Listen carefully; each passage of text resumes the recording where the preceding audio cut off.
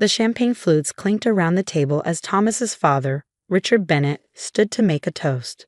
The private dining room at Le Chateau littered with crystal and old money, making my simple black dress feel woefully inadequate. To my son Thomas and his interesting choice of bride, Richard announced, his eyes sliding over me with poorly concealed disapproval. May your union be as successful as Bennett Development has been for the past 30 years. Polite laughter rippled through the gathering of Thomas's family, all successful executives, lawyers, and doctors. I smiled tightly, feeling Thomas's hand squeeze mine under the table. We'd been dating for 2 years, but this was my first formal introduction to his extended family. So far, it wasn't going well. So Olivia, Thomas's Aunt Margaret leaned forward, pearls swinging. Thomas mentioned you work in events, planning parties, and such. I own Mitchell Wedding Planning, I clarified. We specialize in luxury destination weddings. How quaint, she replied with a tight smile. I suppose someone has to organize these things. Before I could respond, Richard chimed in from across the table. A wedding planner? That's barely a real job. He laughed heartily, looking around for support, which his family eagerly provided. What's your annual revenue? 50,000. 100 if you're lucky. I felt my cheeks burn. My company had grossed $1.2 million last year, but I wasn't about to justify myself to these people. Now, Richard, Thomas's mother Elizabeth interjected with a smile that didn't reach her eyes. Don't be rude. At least she's pretty. The table erupted in laughter again, as if Elizabeth had made a generous concession. Thomas finally spoke up, his voice tight with anger. Mom, Dad, that's enough. Olivia is incredibly successful at what she does. Richard waved his hand dismissively. No offense intended. It's just that in this family, we have certain expectations. The Bennett name opens doors, and we've all worked hard to maintain our reputation in Chicago's business community. Speaking of business, Thomas's brother Maxwell cut in, clearly trying to change the subject. How's the lakefront tower project coming along, Dad? Richard's expression clouded momentarily before he recovered. Just some temporary financing hurdles. Nothing to worry about. We're meeting with Midwest National next week for the construction loan.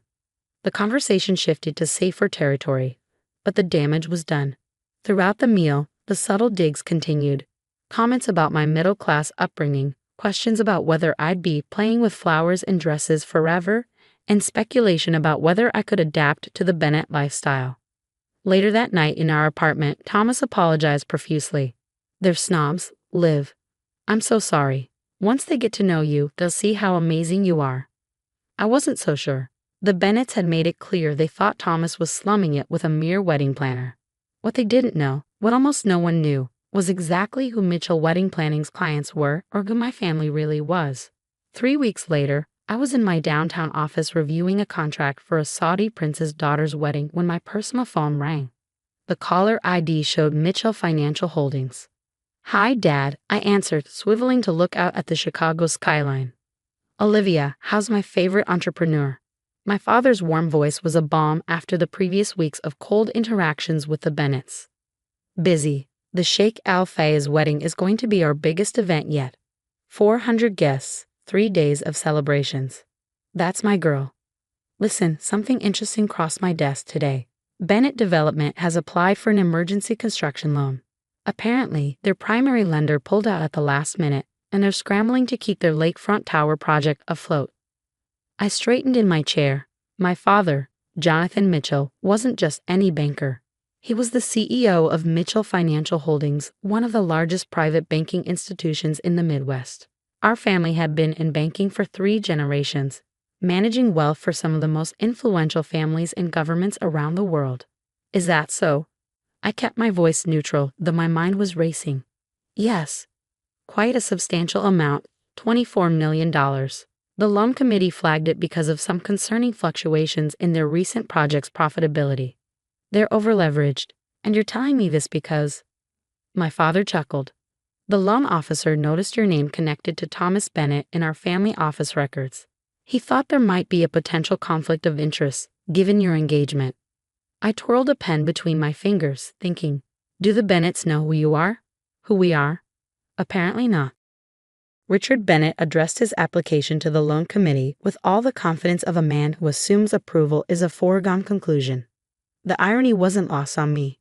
The Bennetts, for all their posturing about family connections and business acumen, had no idea that my father controlled a financial institution with assets exceeding $50 billion. My quaint wedding planning business was simply my passion project, something I'd built from scratch without using the Mitchell name or connections. What are you planning to do about the loan? I asked carefully. That depends. The application has merit, but it's borderline. Their financials show they've been spending lavishly, while their last few projects came in over budget. The committee could go either way. He paused. Though I must say, Richard Bennett's reputation for arrogance precedes him.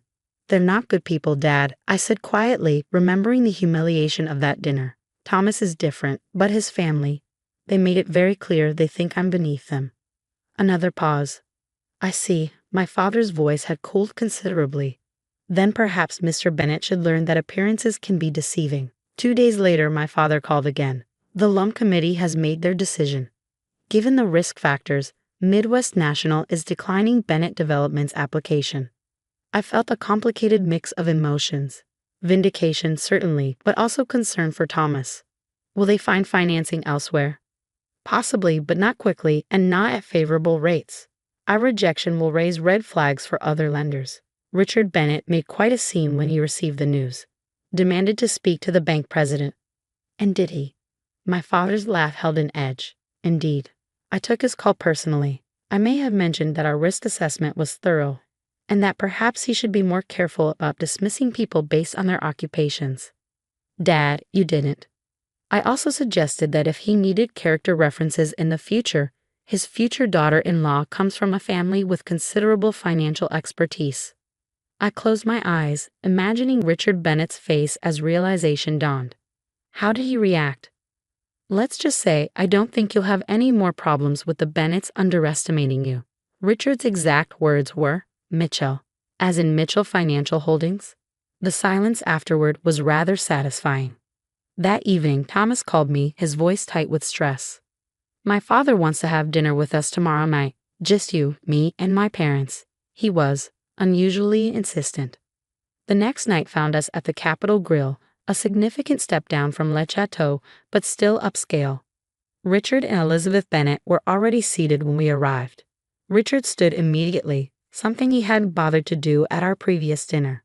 Olivia, Thomas, thank you for joining us on such short notice.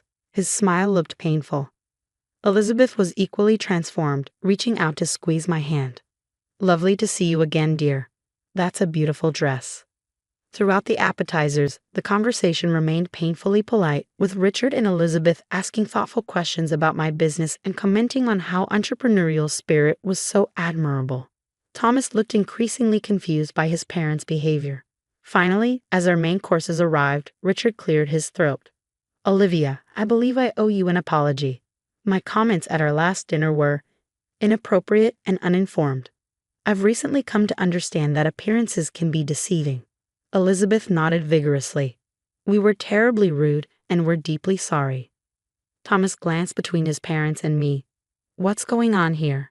You two have never apologized for anything in your lives. Richard's smile tightened. Let's just say I've had a humbling business experience recently. Our lakefront project ran into some financing issues. I heard, I said neutrally, cutting into my steak. Midwest National declined your loan application. Richard's eyebrows shot up. Yes, how did you? My father mentioned it. Your father, Richard repeated carefully. Jonathan Mitchell. Thomas put down his fork. Wait, Mitchell as in? Mitchell Financial Holdings, I confirmed. My family has been in banking for 3 generations. My great-grandfather founded what became MFA in 1927. The color drained from Elizabeth's face.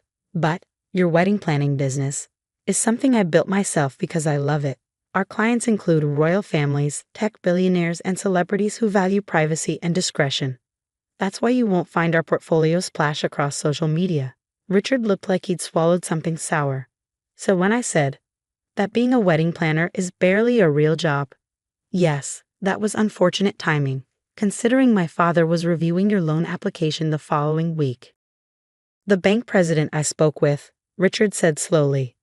That was your father? I nodded, taking a sip of wine.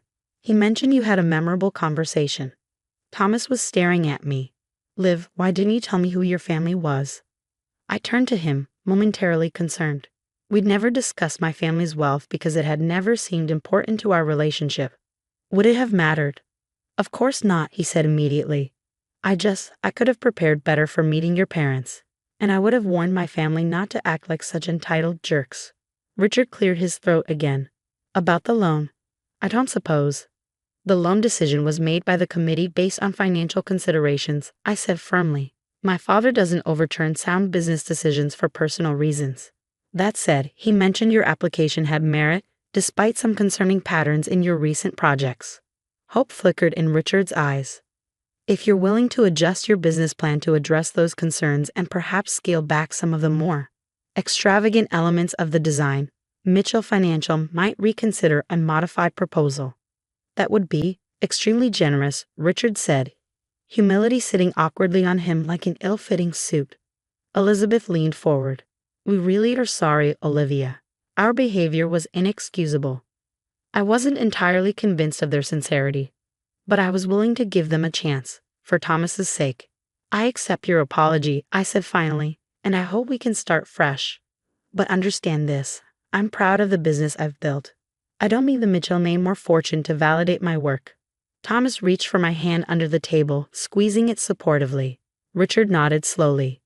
I'm beginning to see that, and I'm beginning to understand why my son chose you. 6 months later, our wedding took place at the Mitchell family estate outside Chicago. Thanks to my connections and yes, my wedding planning expertise, it was featured in Vogue as the Society Wedding of the Year. Though most guests had no idea who had actually planned every perfect detail. The Bennetts had been on their best behavior since that dinner, though I occasionally caught glimpses of their true nature slipping through. Richard had secured a modified loan through Mitchell Financial, with stricter oversight and more conservative projections, and the lakefront project was back on track. During the reception, my father found me for a father-daughter dance. Happy? He asked as we swayed to the music. Very, I confirmed. Though I'm still not entirely convinced the Bennetts have changed their minds about me. They're just afraid to show it now. My father smiled. People like Richard Bennett respect power and money above all else. It's not ideal, but it's a start. Give them time to appreciate you for who you are. And if they don't, then they're fools, and Thomas is lucky to have escaped their narrow worldview. He spun me gently. But I think they're learning. Richard called me last week to discuss the possibility of Mitchell Financial handling their corporate banking going forward. He mentioned, and I quote, we could learn a thing or two about business management from the Mitchells. I laughed. That must have cost him. Undoubtedly. My father's expression grew serious. You know, I've always been proud that you insisted on making your own way. Building Mitchell wedding planning from scratch, refusing to use our connections. I needed to know I could do it myself. And you have. Spectacularly. Though I must admit, watching Richard Bennett realize exactly who he'd been dismissing did provide a certain satisfaction. As the dance ended, I looked across the reception to where Thomas was chatting with my mother, his expression animated and genuine. He caught my eye and smiled, that same warm smile that had first attracted me to him years ago, before I knew he was a Bennett or he knew I was a Mitchell. Richard and Elizabeth stood nearby, still somewhat uncomfortable but making an effort. They had learned an important lesson. Never judge someone's worth by appearances alone. Sometimes the wedding planner you're dismissing comes from one of the most powerful financial families in the Midwest. But more importantly, sometimes she's built something valuable all on her own, regardless of her last name. That night, as Thomas and I danced under the stars at the reception I had meticulously planned, I realized that the sweetest revenge wasn't in watching the Bennetts squirm, but in knowing my own worth, with or without the Mitchell fortune behind me. What are you thinking about? Thomas asked, noticing my smile. Just that appearances can be deceiving, I replied, and that's not always a bad thing. He laughed, spinning me under the twinkling lights. Here's to surprising people for the rest of our lives. I couldn't have planned it better myself.